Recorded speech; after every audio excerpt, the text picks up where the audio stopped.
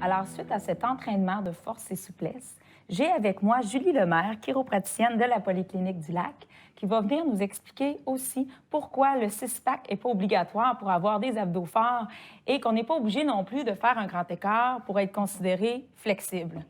En effet, la ligne pour ne pas se blesser, elle se situe entre la flexibilité et la stabilité. La flexibilité, ça prend un minimum quand même pour avoir des muscles et des tendons assez et qui s'étirent assez longuement pour que quand on fait un mouvement, on n'aille pas trop loin dans l'élasticité et on ne blesse pas la structure.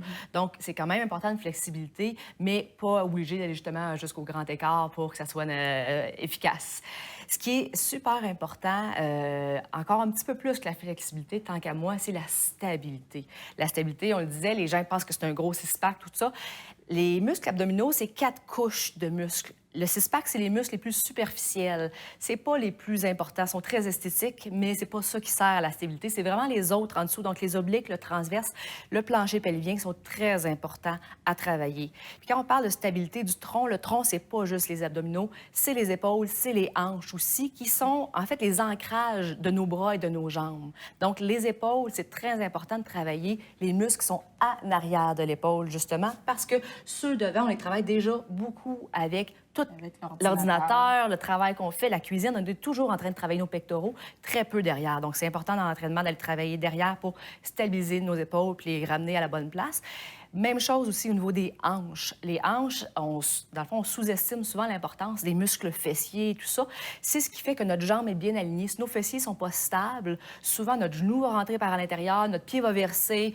Ça fait un paquet de postures qui ne sont pas adéquates. Puis souvent, il y a beaucoup de problèmes. C'est surprenant, mais les gens qui ont des problèmes de genoux, souvent, ça va venir de la hanche et des fessiers qui ne sont pas assez stables, entre autres. Donc, quand on parle du tronc, ça part de là, ça monte ici, ça fait vraiment un grand carré. Puis c'est très important de mettre dans notre entraînement quotidien ce genre d'exercice-là qui pour nous aider à avoir un meilleur alignement, meilleure posture et éviter énormément de blessures, d'usures qui se produisent si on n'a pas un bon alignement. Très bien. Puis j'imagine qu'en vous consultant en chiropratie, vous êtes capable de faire une petite évaluation, du moins de la posture, pour conseiller les gens puis essayer d'étirer les régions qui sont plus Oui. contractées et tout ça. Tout à fait, ça fait partie de notre travail d'évaluer la posture puis les muscles qui doivent être travaillés soit en force ou en souplesse. Excellent. Alors, merci beaucoup, Julie, d'être passée à l'émission. Plaisir. Alors, les gens, si jamais ils ont des blessures qui récentes ou peu importe, là, ils peuvent aller vous consulter pour gérer tout ça.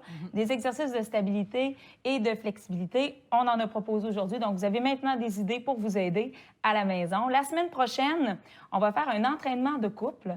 Alors, ça peut être fait avec conjoint, conjointe ou une amie ou un ami, tout simplement. On aura aussi un psychoéducateur et sexologue qui va venir nous donner les bienfaits de faire l'exercice à deux. Si jamais vous voulez écouter encore notre émission, vous pouvez aller sur ccap.tv ou bien ccap Go. Au plaisir de s'entraîner encore ensemble. À bientôt.